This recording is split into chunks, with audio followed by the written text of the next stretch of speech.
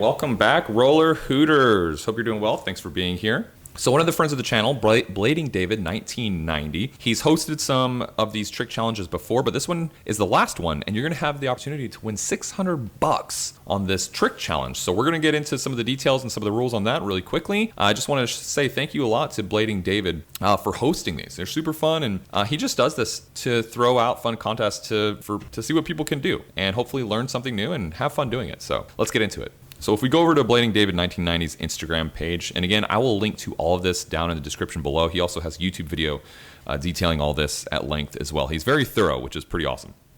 So we're not going to go through each and every bit of this with a fine-tooth comb. I just wanted to give some exposure and a place for you to go check out some of the finer details that David put out. But the gist of this is in this clip right here. Right, this is just a little 15-second clip, and here's David. He built this kind of L-framed P-rail that you can see here, and what's cool, he actually gives you instructions if you wanted to build this exact thing. Great guy, David's amazing. But you can build something like this, but understand, like, you can get as creative as you want.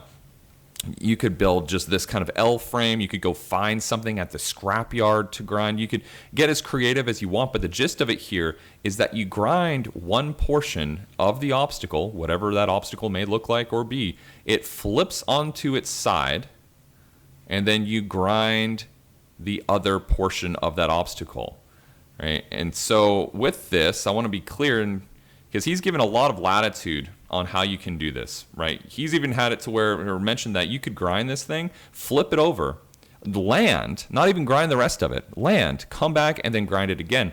And the point of this, or part of this, is that there's 3 judges.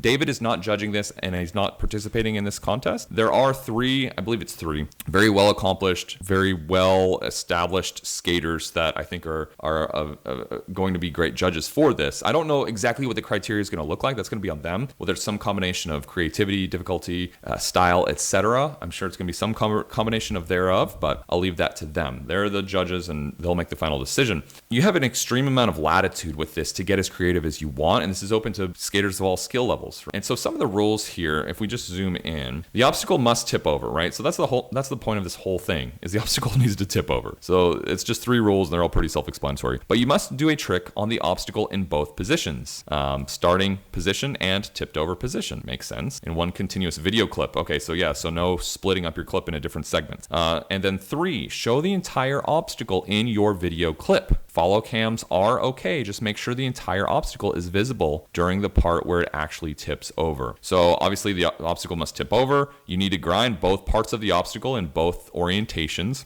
And then the obstacle itself must be completely visible during the entire video clip, and no multiple clips. So it needs to be one continuous video clip. Outside of that, you can get about as creative as you possibly want. And again, I'll link to everything down in the description below. He's super good at giving ideas, giving different methods, avenues of approach, and just getting the creative juices flowing. David, I appreciate you hosting these. I'm really excited. Full disclosure, I'm going to be trying to compete in this. We'll see what happens. I could definitely use $600 for some AG10s, but we'll see. So yeah, I'm going to go to Lowe's, test out my carpentry skills here in a minute, which is probably going to be a disaster. So I'm going to get on YouTube. I'm going to upload this video to YouTube. Then I'm going to get back on YouTube to try to stumble through some carpentry stuff and build something that hopefully is, if nothing else, fun to skate. But either way, David, thanks again for hosting these. Good luck to you, Roller Hooters. Best of luck if you do choose to compete. And stay tuned for videos of me fumbling through this stuff, building it, and probably skating it. So cheers.